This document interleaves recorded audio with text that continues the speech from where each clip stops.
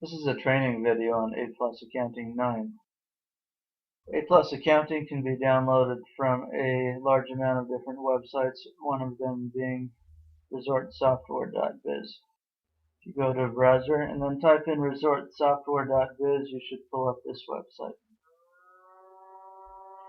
From there, I go to Trial Downloads and click on that. Then I will see this screen. At the top of this screen, I can see Download Aplus Accounting.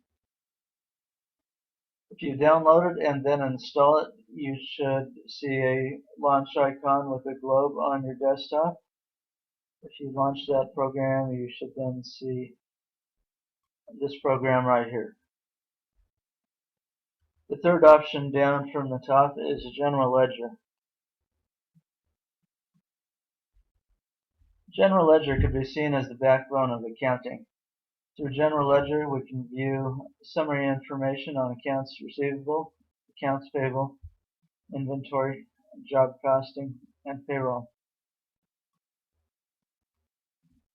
Accounting is standardized, therefore, regardless of whether I'm speaking about Aplus accounting or speaking about accounting principles in general, the information applies to both. The way that most accounting packages deal with general ledger is that anytime transactions are completed, meaning anytime an invoice is paid or an accounts payable check is posted or a payroll check is posted, then an entry gets posted to the general ledger. This can result in extremely large general ledger files which can slow down the program. With Aplus Accounting, there is a Post to General Ledger option towards the bottom, right here. And if I click on that, then click on Yes. And then use the default date range from 1995 to 2195, meaning all of the data that's in the program. Then it'll go through accounts payable, accounts receivable, inventory, job costing, and payroll, and pull in all the pertinent information that we need in order to see the current state of our business. If I then go to Edit Chart of Accounts towards the middle of this menu here, I can see the different information that the program pulled in from the various other modules in the program. For example, it went to accounts receivable and pulled in $750 from a special account with this account number. It went to inventory control and pulled in a total of $65,295 for inventory control, fairly large amount of fixed inventory, and a whole bunch of assorted expenses such as accounts payable, wages payable, federal taxes payable, maintenance, salaries, etc. Edit Chart of Accounts shows us this information in grid format, and we can also edit information here. A similar way that we can view this information is to go to the trial balance report. This shows you the information in report format, which can be printed with this print icon. And we also have paging command buttons here to see the exact type of information that we just saw in Edit Chart of Accounts.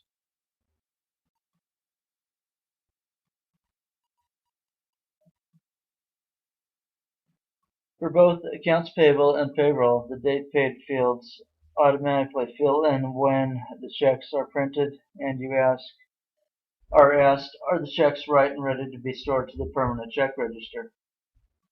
Doesn't make any sense to post information to general ledger if you're thinking about paying somebody and haven't quite paid them yet, as in an open check, or you haven't quite paid your employees yet.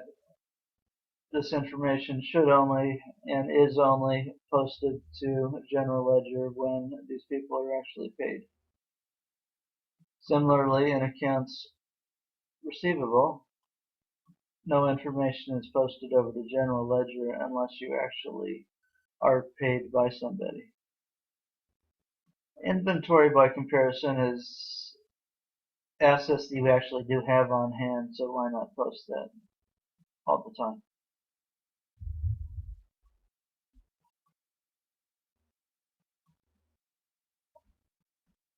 On the subject of payroll, wages expenses, FICA expenses, Medicare expenses, Social Security expenses, payroll taxes are automatically calculated for you when you do a post to general ledger.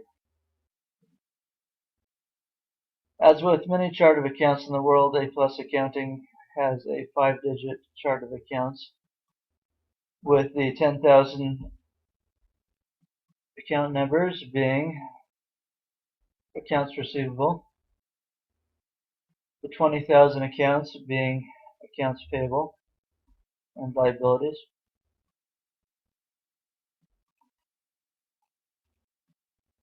the 30,000 account numbers being equity and income, 5,000 accounts being cost of sales, and over 5,000, as is often the case with accounting, are a whole lot of different types of expenses. You can go into edit chart of accounts and enter your own chart of accounts in here to your heart's content. There's a lot of different chart of accounts off on the web for you to mimic and possibly even copy directly if there's no copyright issues involved.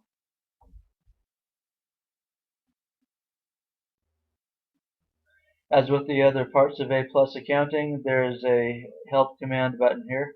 If I click on the help command button, I then see a flowchart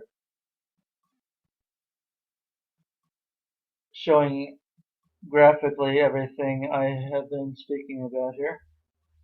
If I then click on this help icon after I have the flowchart up, it'll pull up a online manual for Aplus Accounting.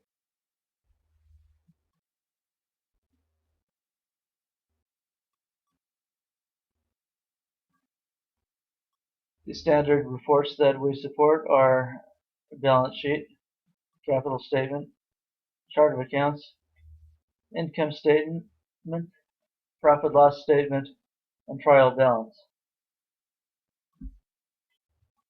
One of the standardized things that general ledger programs almost always do is have a journal entry. So if you want to manually change something that you're not changing inside the grid, for example, you unexpectedly have some accounts receivable come in and you want to do a statement on it without running it directly through accounts receivable, then you can click on journal entry.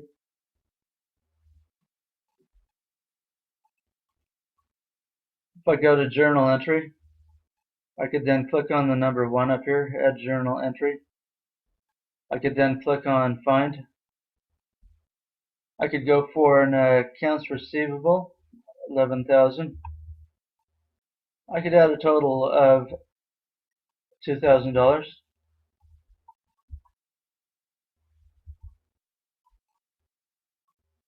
For the debit side, because it's accounts receivable, I want to add it to the debit side and not the credit side. The current date is automatically filled in, and then I could post to general ledger. Am I sure? Yes. Now when I go back to the edit chart of accounts, my accounts receivable has this $2,000 sitting there that I just added from journal entry. This is extremely standardized to accounting, and it is also in this accounting package. One of the other things that I think is interesting about general ledger is budgeting. General ledger shows you the current state of your business as far as how it actually does exist. Budgeting shows you how you want your business to be. If I was to click on budgeting and then click on edit budgeting, I would see a parallel chart of accounts with some other fields added in that shows me the state of how I want my business to be managed. And to the right, I see the state of how my business actually is. There's this $2,000 that I entered in from journal entry. And I see that I have a budgeted of $20,000 for accounts receivable account number.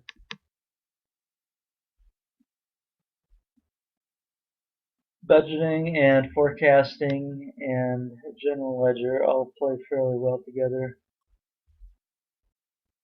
So download a copy and have fun.